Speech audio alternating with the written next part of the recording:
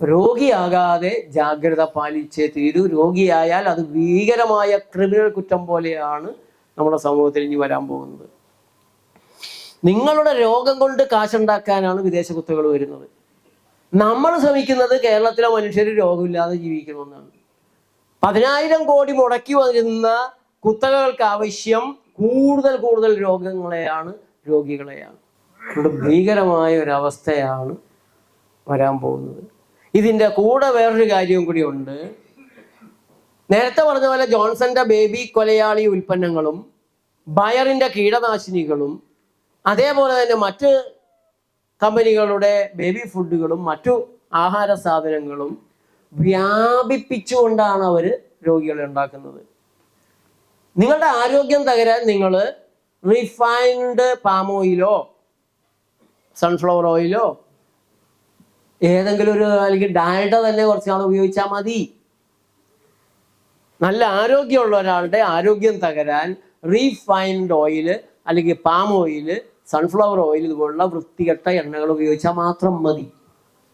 അല്ലെങ്കിൽ നിങ്ങൾ ഒരു 50 ഗ്രാം 100 ഗ്രാം പഞ്ചസാര വെച്ച് ദിവസവും കഴിച്ചു നോക്കുകയോ, 1 മാസം തികയുന്നതിന് മുമ്പ് നിങ്ങൾ രോഗിയായിരിക്കും, ഉറപ്പ്. നമ്മുടെ ജയിലുകളിൽ പണ്ട് മഹാപോക്രികളായ തടവുകാർക്ക് അടിച്ചു തീറ്റിക്കും 100 ഗ്രാം പഞ്ചസാര. 10 ദിവസം കൊണ്ട് ഇവനെ കൊണ്ട് പിന്നെ ഒരു ശല്യം ഉണ്ടാവില്ല, അനങ്ങാതെ എവിടെയെങ്കിലും ഇരുന്നോളൂ. വിഷമാണ് പഞ്ചസാര, ടോക്സിക് സാധനമാണ് പഞ്ചസാര. തൊടരുത്. പഞ്ചസാര ചേർന്നതും കഴിക്കരുത്. ഇപ്പോൾ നാട് മുഴുവൻ ബേക്കറികളാണ്. എത്രയാ ബേക്കറി! ഈ ബേക്കറികളാണ് ആശുപത്രിയിലേക്ക് രോഗികളെ ഫീഡ് ചെയ്യുന്നതിന് മുന്നിൽ നിൽക്കുന്നത്. നമ്മുടെ ഹോട്ടലുകളും ഉണ്ട്. അപ്പൊ പറയുന്നതിൻ്റെ കൂട്ടത്തിൽ ഞാൻ ചോദിക്കട്ടെ, നിങ്ങൾ തിരുവനന്തപുരത്തൂടെ നടക്കുകയാണെന്ന് വെക്കുക, MG റോഡിൽ, പാവമാതിയുടെ പേരിലാണ്, ഏറ്റവും വലിയ ബേക്കറിയിൽ എത്ര തരത്തിലുള്ള ഭക്ഷണ സാധനങ്ങൾ വിഭവങ്ങളുണ്ട്? വ്യത്യസ്തമായ എത്ര തരത്തിലുള്ള വിഭവങ്ങൾ ഉണ്ടാകും? 100 ഉണ്ടാവും. ഒറ്റ തരമേ ഉള്ളൂ. ബേക്കറികളിൽ ഒറ്റത്തരം ഭക്ഷണ സാധനമേ ഉള്ളൂ. ഒക്കെ മൈദ. എന്താ വ്യത്യാസം? രണ്ടാമത്തെ തരം നിങ്ങൾ പറ. മൈദ, പഞ്ചസാര, വനസ്പതി, കളറ് മാറുന്നതനുസരിച്ച് മഞ്ഞ കളർ ചേർത്ത് ഉരുട്ടി വെച്ചാൽ നിങ്ങൾ അതിനെ ലഡു എന്ന് വിളിക്കും. ചുവന്ന കളർ ചേർത്ത് ഞാഞ്ഞൂലിനെ പോലെ, ഞാഞ്ഞൂട് കിടക്കണ പോലെ വളച്ച് വെച്ചാൽ ജിലേബി. കട്ടിയാക്കിയിട്ട് മുറിച്ച് കഷണാക്കി വെച്ചാൽ കറുത്തലുവ, വെളുത്തലുവ, ചുവന്നലുവ, നീലലുവ, പച്ചലുവ. ആർക്കാ തിരക്ക് വട്ട്? ഇതുണ്ടാക്കി വിൽക്കാൻ വെക്കുന്നവർക്കാണ് ഇതൊക്കെ മെഡിസിൻ എന്ന് നിങ്ങൾക്കാണോ? കഴിക്കുന്ന എല്ലാവർക്കും വട്ടാണ്. എനിക്കും വട്ടായിരുന്നു. 10-45 കൊല്ലത്തിന് മുമ്പ് എനിക്കും ഉണ്ടായിരുന്നു വട്ട്. ഇത് നമ്മൾ അറിയണുണ്ടോ? ഒരു തുള്ളി പഞ്ചസാര അകത്ത് ചെന്നാൽ ശരീരം ഇൻഫ്ലമേഷൻ ഉണ്ടാക്കും. അതിനെതിരെ ശരീരം ഇൻഫ്ലമേഷൻ ഉണ്ടാക്കും. നമ്മളറിയില്ല.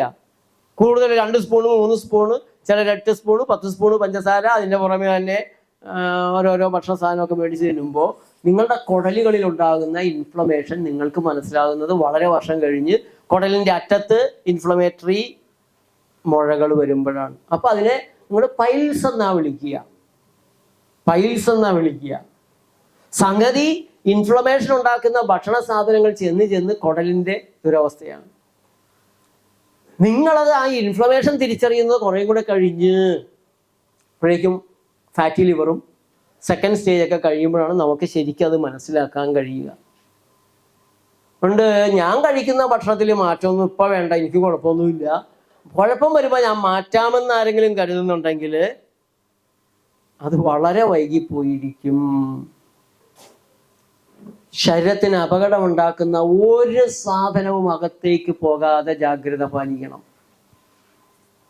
പരമജാഗ്രത പാലിക്കണം. ബാക്കി നിങ്ങൾക്ക് എന്ത് വീഴ്ച വന്നാലും, വേറെ എന്ത് കുഴപ്പം വന്നാലും സമാധാനമുണ്ട്.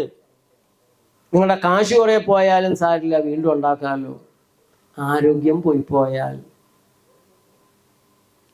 ആരോഗ്യമുള്ളപ്പോൾ അഹങ്കാരമാണ്. എനിക്കൊരു കുഴപ്പവും വരില്ല, എന്തായാലും വന്നാൽ തന്നെ ആശുപത്രി ഉണ്ട്, കാശുമുണ്ട്. ഈ അഹങ്കാരത്തിലാണ് മലയാളി ഇന്ന് ജീവിക്കുന്നത്. ആരോഗ്യം നശിഞ്ഞ് അസുഖം വരുമ്പോഴല്ലേ ഈ കാണുന്ന കെട്ടിപ്പൊക്കി വെച്ചേക്കുന്ന സാധനം കൊണ്ട് ചികിത്സ നടത്തിക്കൊണ്ടിരിക്കാമെന്നല്ലാതെ ഒരു പ്രയോജനവും രോഗിക്കില്ല എന്ന് മനസ്സിലാകുന്നത് പ്രമേഹം, പ്രഷർ, കൊളസ്ട്രോൾ, ഹൃദ്രോഗം, ആർത്രൈറ്റിസ്, ആസ്തമ, അലർജി ഇതുപോലുള്ള കുഴപ്പങ്ങളും ക്യാൻസറും ഒക്കെ വന്നു കഴിയുമ്പോൾ മാത്രമാണ്. കുഴിയിൽ വീണ് കഴിഞ്ഞിട്ട് പിന്നെ കരഞ്ഞിട്ട് കാര്യമുണ്ടോ? ആരുമില്ല നിങ്ങളതിൽ നിന്ന് രക്ഷിക്കാൻ, ഞങ്ങൾ പ്രകൃതി ചികിത്സകരല്ലാതെ.